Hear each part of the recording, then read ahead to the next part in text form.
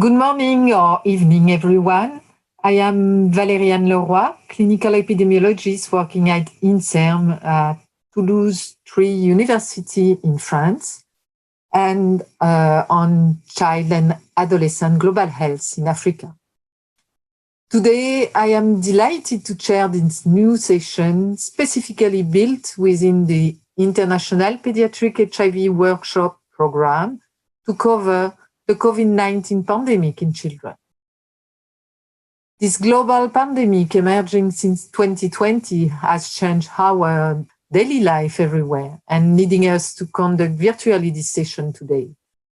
This pandemic represents complex health, social, and economic challenges worldwide and is also impacting child and adolescent lives everywhere in the world and raising many challenging questions to HIV research too. First, on the specific direct impact of SARS-CoV-2 infection in child and adolescent living with HIV in terms of epidemiology, clinical conditions, diagnosis, interventions, treatment, and vaccines that we hope for soon. But this pandemic also raised the question of assessing its indirect public health impact on delivering sustainable HIV pediatric services and also the mental health issues in these vulnerable populations. It is very stimulating to see how the whole HIV research community is reacting promptly to this new global health challenge, with many researches ongoing. Today, to illustrate this in this session, 5 oral abstracts were selected, addressing some of the many issues raised. So today, the 5 abstract presenters will be presented first. Then we will have a question and answer joint session at the end of the whole presentation.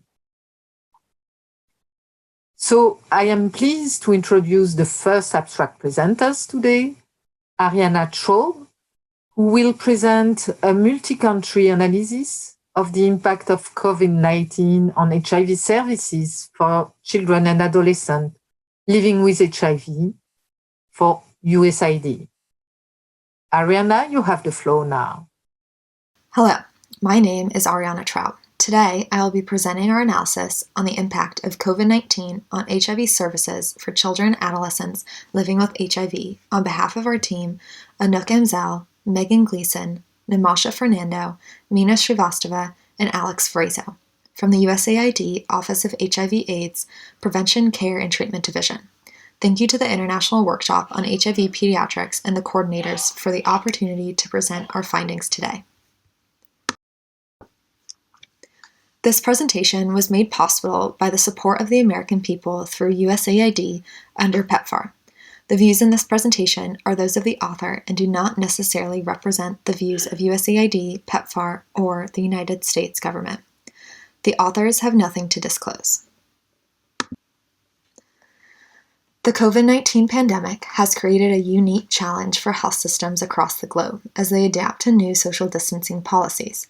Since March 2020, USAID PEPFAR-supported countries have adapted programs in an effort to continue supporting children living with HIV, or CLHIV, through testing, treatment, and case management.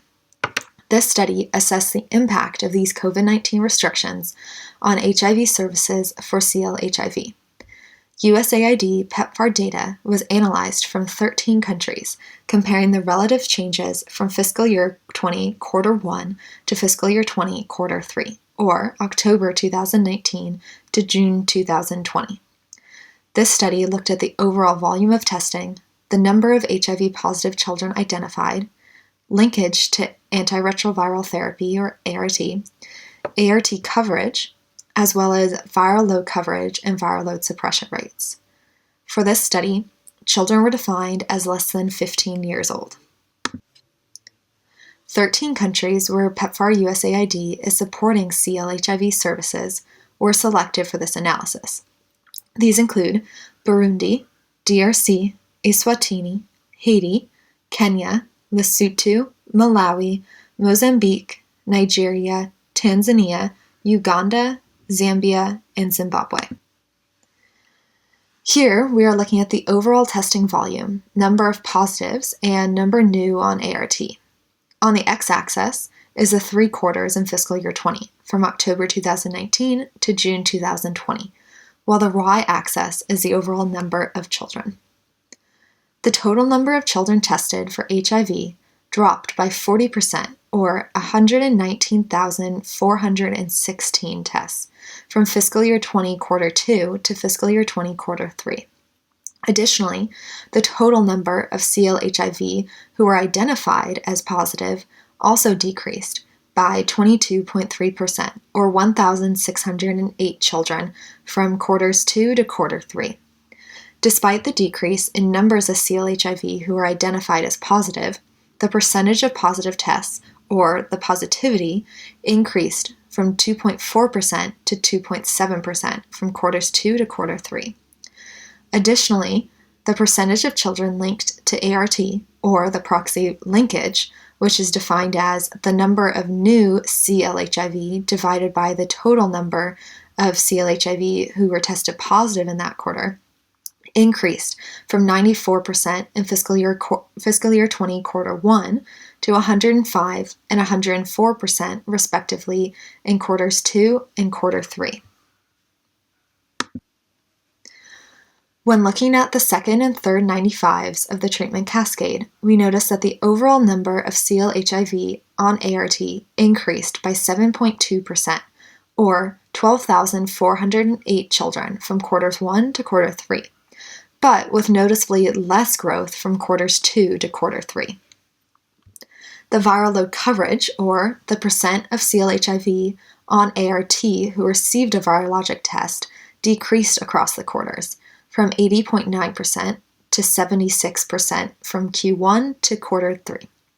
Of those who received a virologic test, the percentage of those who were virologically suppressed, or the viral load suppression rate, increased from 70.6% to 74.5% from quarters 1 to quarter 3. To summarize, our results show that across 13 PEPFAR-supported countries, HIV testing volume, the number of CLHIV who were newly initiated on ART, as well as the viral load coverage rate all decreased from fiscal years 20 quarter 1 to fiscal year 20 quarter 3, October 2019 to June 2020. However, the HIV positivity rate, the viral load suppression rate, as well as proxy linkage all increased across these 3 quarters. Retention of CLHIV on ART was maintained across the 3 quarters. Importantly, the decrease in overall testing, but increase in positivity, may be a result of more targeted testing of those children presenting to the clinic with symptoms and reduce non-targeted facility-based outpatient department testing, resulting in a higher positivity rate. However, additional analysis is needed to fully understand this result. Based on these data and current PEPFAR recommendations, we encourage countries to continue to prioritize safe and effective services for CLHIV during the COVID-19 pandemic, including scaling up index testing, targeted testing at sick entry points, improving access to caregiver-assisted HIV self-testing for children who are over the age of 2 years old, scaling up multi-month dispensing of ART, ensuring children are receiving optimal ART regimen, as well as providing virtual case management when available. Thank you very much for your time today. Thank you very much for your presentation, Ariana. Let me introduce the second abstract presenter. Cheryl Picora will present the challenges of Remdesivir pediatric development for SARS-CoV-2 infection in a pandemic, and she's doing this presentation for Gilead. You have the floor, Cheryl. I'd like to thank the meeting organizers for inviting Gilead to present on Remdesivir challenges of pediatric development for SARS-CoV-2 infection during a pandemic. My disclosure is that I am an employee of Gilead Sciences. The first challenge we faced was, at the time the pediatric development plan for Remdesivir was needed, we knew little about disease severity or incidence in children. US, EU, and Chinese publications in the spring provided insight and demonstrated a fairly low incidence of COVID in children. Few children are noted to have severe disease, while in the middle of designing the pediatric study, cases of multi-system inflammatory disorder were being reported. So it was clear that at that point, some children had classic respiratory symptoms, whereas others did not. The point of this slide is to show that pediatric COVID-19 cases have been on the rise from a rate of 3% in April, when we were designing the study, to now a little over 10% in October. And although most children don't require hospitalization, as many as 7.5% with a proven case now are ill enough to be hospitalized. At this time, Remdesivir was being studied as a treatment for COVID-19 in adults. Remdesivir is a broad-spectrum antiviral drug with activity against coronaviruses with a low EC50. Additionally, data from SARS-CoV-2 inoculated rhesus macaques showed a reduction in clinical scores in monkeys treated with Remdesivir versus placebo, and a reduction in pathological changes in the lung. The next challenge was choosing an appropriate study design in terms of using a single-arm pharmacokinetic or PK and safety study versus a controlled study. What helped us decide were preliminary results, now made final, of the Act 1 study. This was a double-blind randomized placebo-controlled trial of Remdesivir in adults hospitalized with evidence of lower respiratory tract involvement, given Remdesivir or placebo for up to 10 days. The primary outcome was time to recovery. The results of the study showed a statistically significant shortened median recovery time for Remdesivir relative to placebo. So this proven efficacy in adults allowed us to move forward with a simple one-arm PK and safety study design for children. This choice of study design is one supported by the FDA's pediatric rule, in which pediatric extrapolation of efficacy from adults can be done using PK bridging if the course of the disease and the product's effects were similar in adults and pediatric patients. The third challenge was the choice of Remdesivir dose to use in the pediatric study. PBPK modeling is a physiologically based model that considers ontogeny and age-related changes in organ development and function, and was used to generate a dosing nomogram for pediatric administration of Remdesivir. The fourth challenge is how we could obtain sufficient PK data from children with stringent precautions for COVID for hospital staff and in children who are potentially critically ill, requiring intensive interventions. We did not feel comfortable with an intensive PK sampling plan in this setting, but went with sufficient sparse PK sampling to be able to measure the metabolite shown above to use in a robust population PK model of Remdesivir in children that would ultimately provide the study's primary PK endpoint. A fifth challenge is Remdesivir is not orally bioavailable, so needs to be administered IV and has different pH requirements for optimal solubility versus chemical stability. The formulation needed cyclodextrin to increase solubility, while the study of Remdesivir in children required minimizing cyclodextrin. We therefore chose to go with the lyophilized powder for solution to minimize the cyclodextrin exposures. Another challenge was that we needed to move quickly during a pandemic to put into place pediatric plans for Remdesivir in order to start the implementation of these plans. Gilead had several meetings with regulators in the US and EU, as well as external experts, to help with the pediatric development plan, as well as the study design.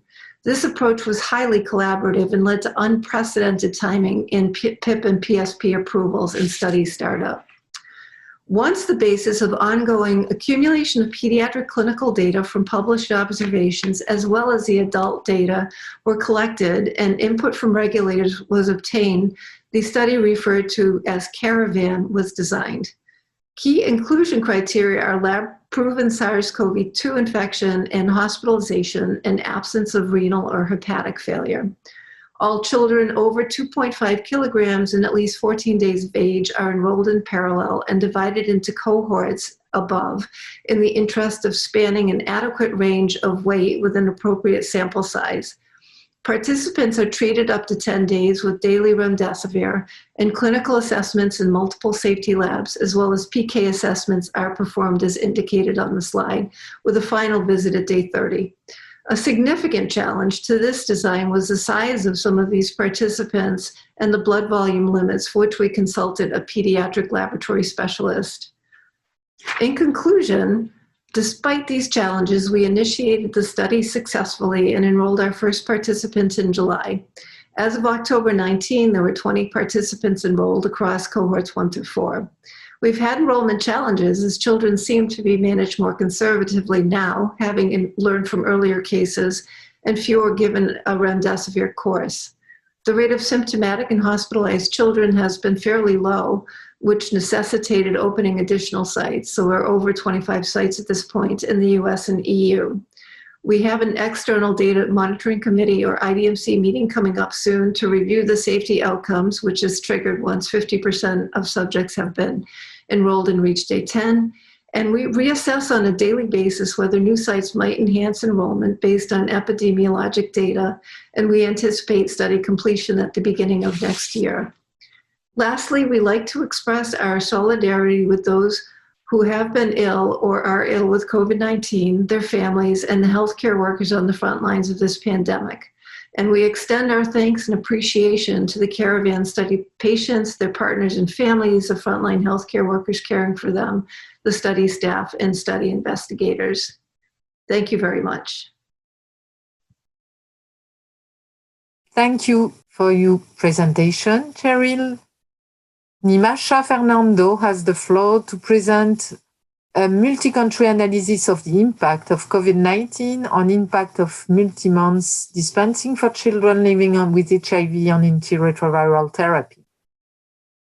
Doing this for USAID. Thank you. You have the floor now. Hello, my name is Nimasha Fernando. Today I will be presenting our multi-country analysis of the impact of COVID-19 on uptake of MultiMonth dispensing for children living with HIV on ART. On behalf of our team listed here from the USAID Office of HIV/AIDS Prevention Care and Treatment Division. Thank you to the International Workshop on HIV Pediatrics and the conference coordinators for the opportunity to present. This presentation was made possible by the support of the American people through USAID under PEPFAR. The views in this presentation are those of the authors and do not necessarily represent the views of USAID, PEPFAR, or the US government. We have nothing to disclose.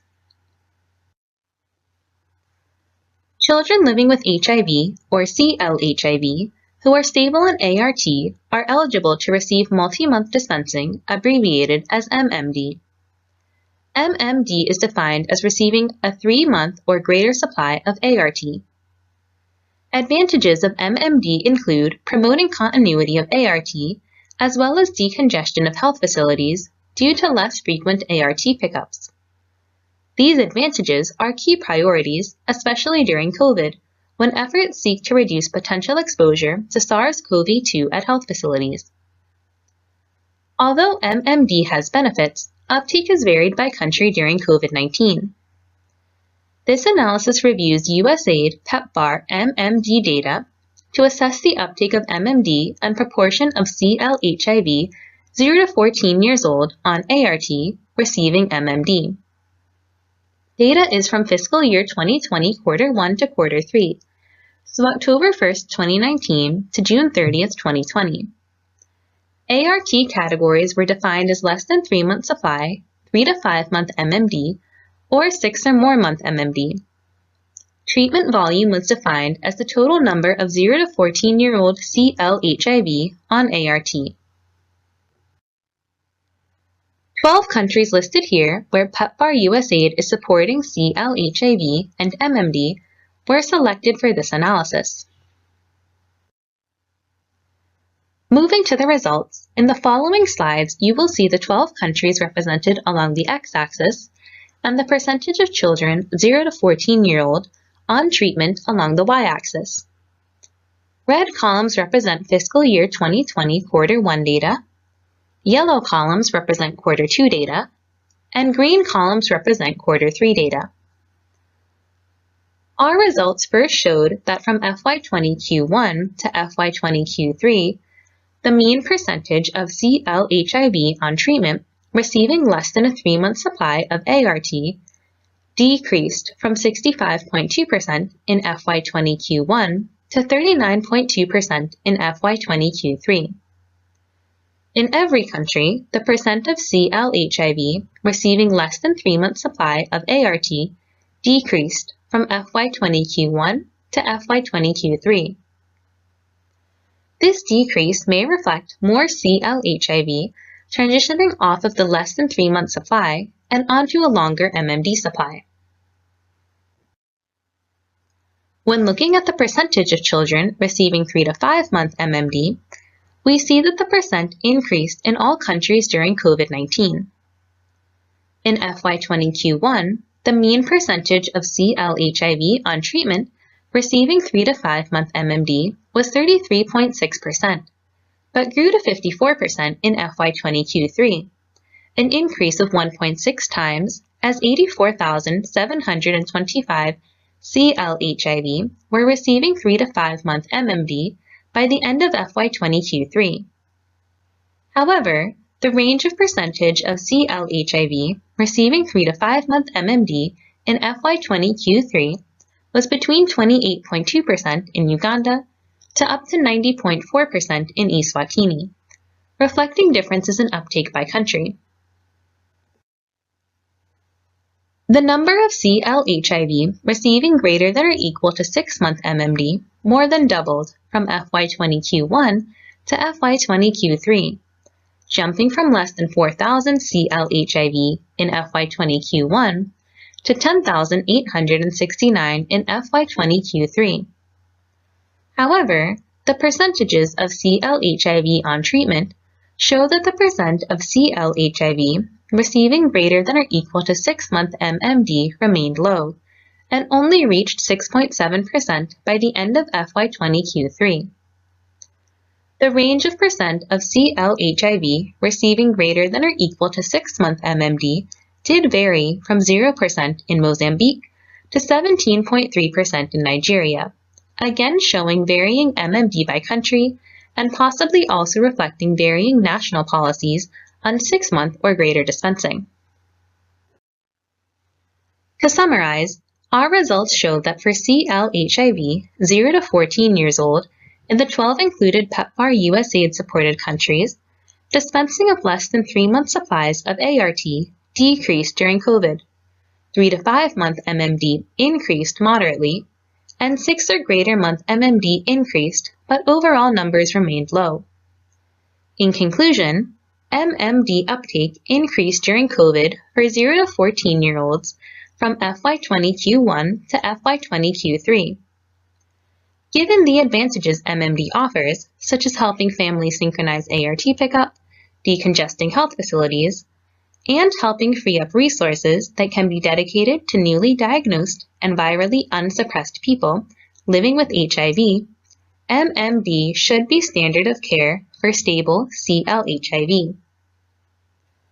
Even as COVID-19 restrictions lessen, we recommend that countries continue to prioritize MMD for CL-HIV and continue efforts to ensure stable CL-HIV less than 20 kilograms can access a 3-month supply of ART, and CL-HIV greater than or equal to 20 kilograms can access at least a 3-month supply of ART, with the goal of access to 6-month MMD. Thank you. Thank you very much, Nimasha. So now, Alexandra Vrazzo is going to present a multi-country analysis of the impact of COVID-19 on HIV services for pregnant and breastfeeding women and their infants, doing this for USAID. My name is Alexandra Vrazzo, and today I will be presenting Abstract 22, a multi-country analysis of the impact of COVID-19 on HIV services for pregnant and breastfeeding women and their infants. On behalf of our team at the Office of HIV/AIDS at USAID, I'd like to thank the International Workshop on HIV Pediatrics, as well as the conference coordinators for the opportunity to present. We have nothing to disclose. Ensuring access to HIV services is crucial for pregnant and breastfeeding women and their infants during the COVID-19 pandemic. These essential HIV services comprise PMTCT programs, including maternal HIV counseling and testing at both antenatal and postpartum settings, ART for the mother, and regular monitoring of her viral load during pregnancy and breastfeeding. For the infant, these PMTCT services include prophylactic ARVs, as well as access to timely infant virological testing. Since March 2020, countries supported by PEPFAR through USAID have adapted interventions to ensure continued access to HIV clinical services for pregnant and breastfeeding women and their infants during the COVID-19 pandemic. We wanted to understand, what has the impact of COVID-19 been on the USAID PEPFAR PMTCT program, and also what can we learn about service delivery to inform future directions? So the objective of this work was to quantify differences between time periods to understand any impact of COVID-19 on PMTCT programs. The data source was USAID PEPFAR MUR data from 11 countries, and the measures were pregnant women tested for HIV and those receiving ART, as well as HIV-exposed infants tested by 2 and 12 months of age. The analyses performed included a comparison of reporting periods before and during the COVID-19 pandemic, which we define as Q2 and Q3 of FY20, respectively. Knowing that we see increases and decreases in the number of sites supported by USAID, and therefore the number of beneficiaries reached from one fiscal year to the next, we wanted to also compare this data with the same time period in the previous fiscal year 19. We also analyzed trends over time for PMTCT data. The 11 countries selected for this multi-country analysis had significant USAID PMTCT programs, and so the following data is shown in aggregate from these 11 countries. Looking at HIV testing in pregnancy, we found that the overall number of women counseled and tested for HIV at their first ANC visit decreased by 8% between Q2 and Q3, as shown by the blue line. This was a slightly larger decrease when compared to the same time period in FY19 of 3%. On the right, we reviewed the trend in HIV testing coverage at ANC1 and found no significant decrease between Q2 and Q3 of FY20. Looking at the new HIV diagnoses made among pregnant women, we found a 9% decrease in the absolute number of pregnant women living with HIV who were identified in Q3 compared with the previous quarter, as shown in the blue line. This was a slightly larger decrease compared with the previous fiscal year of 6%. On the right, we reviewed the trend in positivity rate at ANC1 and found no significant decrease between Q2 and Q3 of FY20. Taken together with the data on the previous slide, this suggests that while the COVID-19 pandemic may have decreased overall the number of women entering ANC, it did not necessarily impact the provision of HIV testing and counseling services or case finding through the ANC platform. Regarding ART for pregnant women, we observed an 8% decrease in the number of pregnant women receiving ART during COVID-19 in Q3. However, this decrease was also similar compared to the previous fiscal year comparison of 8% versus 7%.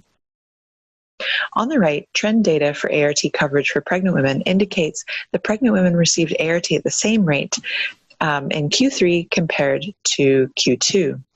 As a quick note, ART coverage over 100% may indicate women who have been diagnosed with HIV outside of USAID-supported sites, but later entered USAID-supported sites to receive ART.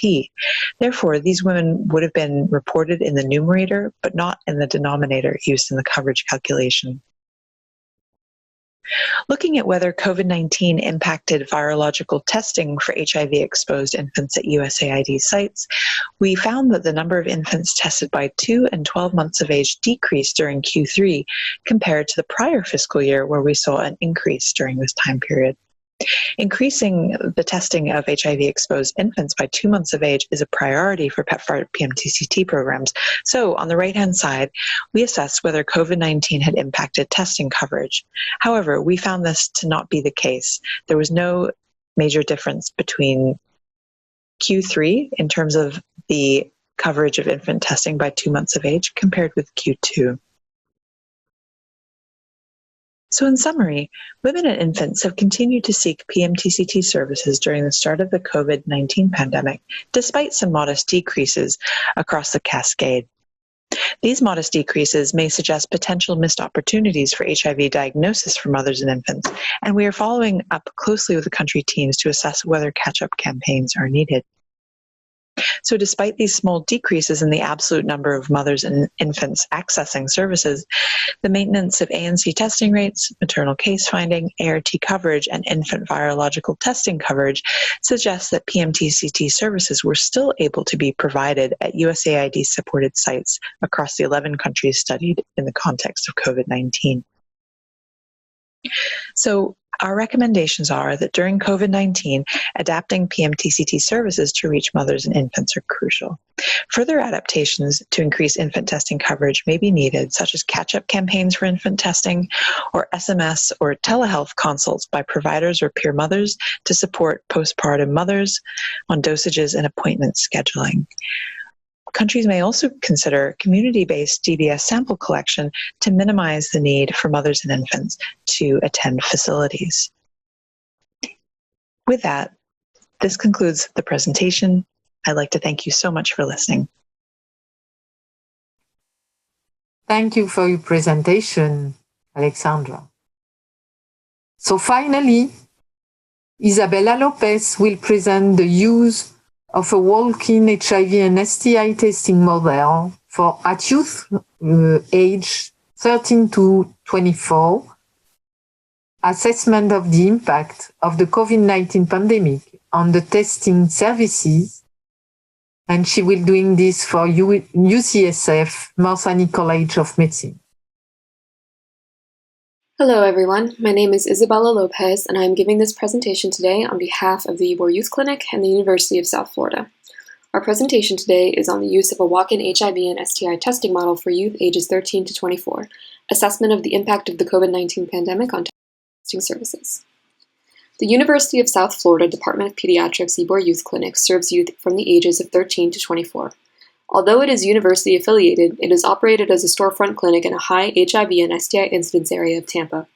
The clinic location was chosen to serve the large number of disenfranchised youth who frequent the neighborhoods surrounding it, and was built to serve their needs. Services include HIV and STI testing and treatment, prevention services and counseling, sexual and reproductive health care, referrals to specialized care for physical and emotional trauma, and linkage to other youth programs in the community for other needs. Crucial to the clinic's success is its youth-friendly atmosphere and its ability to offer free walk-in HIV and STI testing. Evidence supports the concept of providing healthcare for youth in an environment tailored to them, while the ability to offer free walk-in testing provides flexibility and convenience. While our staff also does traditional outreach testing in normal times, our easily accessible free walk-in model encourages many youths to come to us at the clinic. This year's COVID-19 pandemic resulted in a switch from our normal walk-in testing to a call-in model with phone screening and assignment of a testing time slot within a day or two of the call. This change in service delivery provided a unique opportunity to evaluate the efficacy of both approaches to testing in our youth population and assess the effects of the pandemic on testing results. In 2017, we began development of a database to collect information to track the demographics of patients served by the YYC, how patients found out about the clinic, the type of service for which they came to the clinic, and services delivered. Over time, we have added information about social determinants of health and clinically relevant information on test results and time to treatment. For the current study, we extracted data from January 1, 2017 through September 31, 2020 to assess the number of walk-in visits by month, the number and type of both STI and HIV tests performed, and positivity rates for these tests. Our objectives were twofold. First, we reviewed trends in walk-in visits over the past 3 years to assess our delivery model and its utility in identifying STI and HIV infections in our target population. Second, we looked at the effect of the COVID-19 pandemic on our ability to continue to deliver services and on the positivity rates for infections in our patients. This graph depicts YYC services from 2017 through 2019. The information from 2017 shows patients' stated reasons for coming to the clinic, whereas in 2018, we began tracking actual services delivered. From 2017 to 2018, youth testing increased 72%, and from 2018 to 2019, another 23%, likely due to increased awareness of YYC services and an expansion of walk-in testing hours to accommodate increased demand. The fact that in 2019, approximately 50% of patients were repeat customers supports our youth-friendly approach. Over 70% of youth report that the YYC is their only place to receive health care, and less than 50% have health insurance confirming the need for our services. Additional data from 2019 showed YYC case-finding rates were 23% for bacterial STIs and 2.9% for syphilis. We also identified 9 out of 52 of the new HIV infections in Hillsborough County youth aged 13 to 24 through our walk-in testing. At the end of March and in April 2020, we modified services in response to COVID-19.